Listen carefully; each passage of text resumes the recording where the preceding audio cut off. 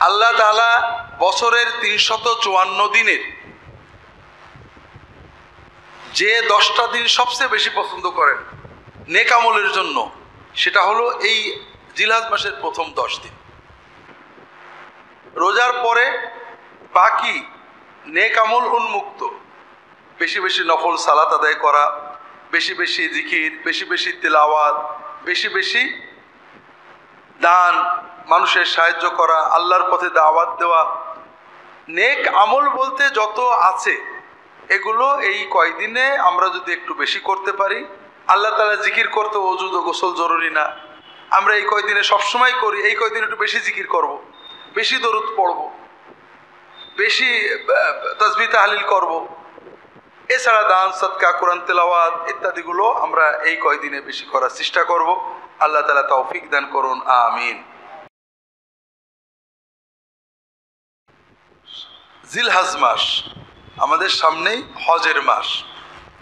যারা হজে যাবেন তারা চলে যাবেন, যারা দেশে থাকবেন তারা এই জিলহজ মাসে 2 ধরনের ইবাদত করবেন। একটা ইবাদত আমরা সবাই জানি, আমরা কুরবানি ঈদুল আজহা করব, কোরবানির ঈদ করব এবং কোরবানি দেব। আর একটা আমল যেটা আমরা সাধারণত সবাই সচেতন নই, কেউ কেউ সচেতন, সেটা হলো জিলহজ মাসের 1 তারিখ থেকে শুরু করে 9 তারিখ পর্যন্ত করণীয় ইবাদত। একটা তো যারা কোরবানি দিবেন তাদের জন্য হাদিস শরীফে আসছে, কোরবানির মাসের চাঁদ উঠলে, অর্থাৎ জিলহজ মাসের চাঁদ উঠলে, জিলহজ মাসের কোরবানি পর্যন্ত 10 দিন তারা নখ চুল কাটবেন না,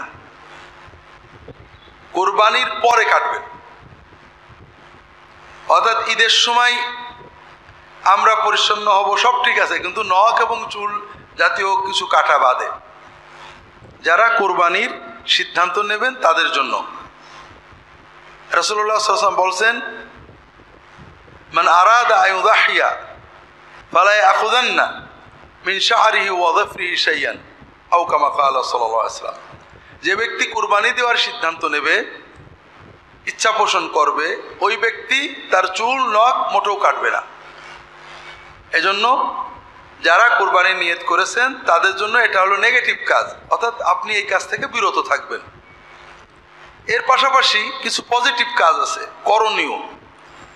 আল্লাহ রাসূল সাল্লাল্লাহু আলাইহি ওয়াসাল্লাম বলছেন, মা মিন আইয়ামিন আল আমালুস সালিহু খায়রুন ওয়া আহাব্বু ইলাল্লাহি মিন হাযিহিল আশর। আল্লাহ তাআলা বছরের 354 দিনের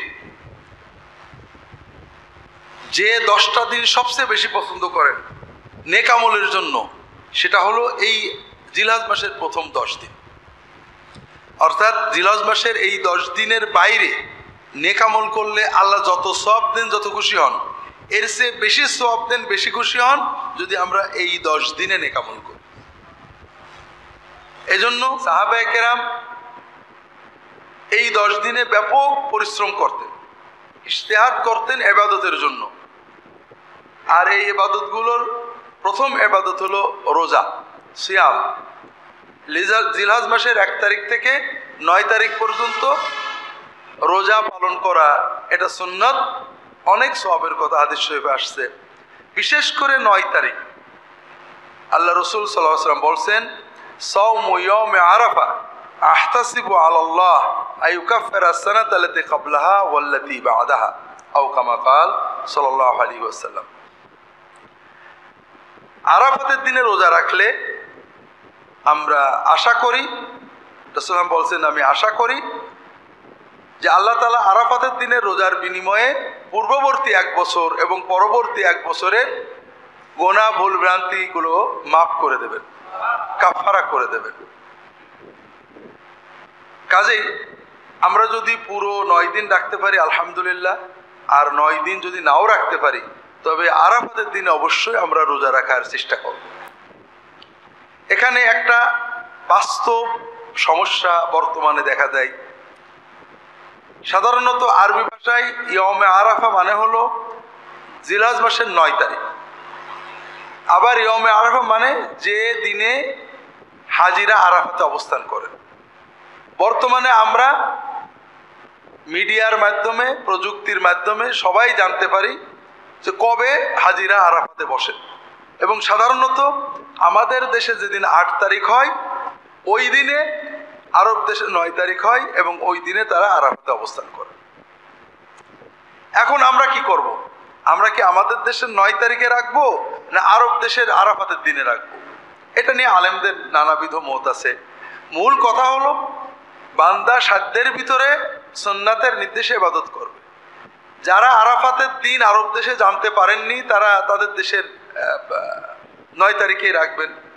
তবে এখানে হাদিসে 9 তারিখ না বলে ইয়মে আরাফা বলা হয়েছে, এজন্য অনেক আলেম বলেন যদি কোনো দেশের মানুষ আরাফাতের দিন জানতে পারে যে এই দিনে আরাফা হচ্ছে, তাহলে সেই দিনে তাদের রোজা রাখা ভালো।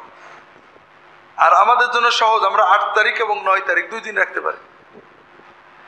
এজন্য যদি আমাদের সম্ভব হয় 9 তারিখ, যদি সুযোগ থাকে 8 এবং 9 তারিখ আমরা রোজা রাখবো ইনশাআল্লাহ। রোজার পরে বাকি নেক আমল উন্মুক্ত, বেশি বেশি নফল সালাত আদায় করা, বেশি বেশি জিকির, বেশি বেশি তিলাওয়াত, বেশি বেশি দান, মানুষের সাহায্য করা, আল্লাহর পথে দাওয়াত দেওয়া, নেক আমল বলতে যত আছে এগুলো এই কয়দিনে আমরা যদি একটু বেশি করতে পারি।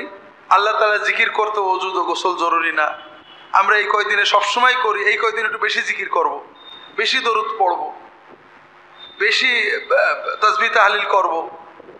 এছাড়া দান, সদকা, কোরআন তেলাওয়াত ইত্যাদিগুলো আমরা এই কয়দিনে বেশি করার চেষ্টা করব।